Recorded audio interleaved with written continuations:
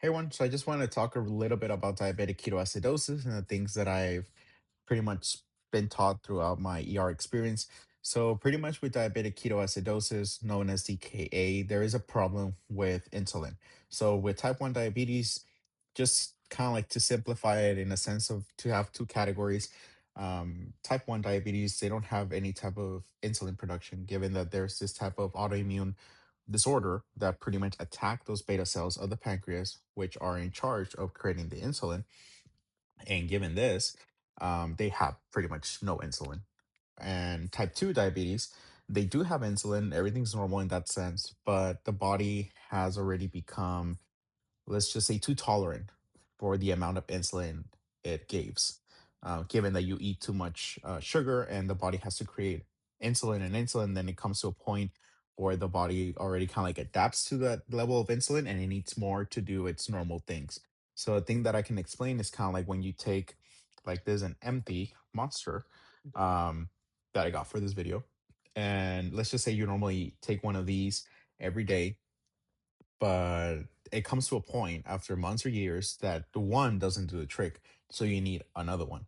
So then you have two. And from two, that gives you pretty much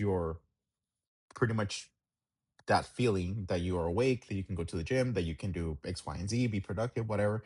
But that's the thing. Your body becomes tolerant from one, and now you need to have another thing, or double the dose, or something else.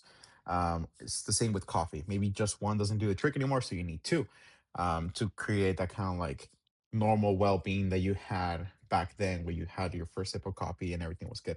So pretty much that's really the thing with type 1 and type 2. So one, type 1, you have pretty much no insulin, really nothing. And then type 2, your body becomes too tolerant from it, so you need pretty much to give more to have that normal effect that it has on your body. um, and on the next video we're going to be talking more about the feedback loops, the positive feedback loop, I guess, regarding pretty much cells wanting to have glucose, because the body needs glucose, your cells need glucose in order to create ATP and for everything to be working properly. But if you don't have glucose inside the cells, then that's a problem.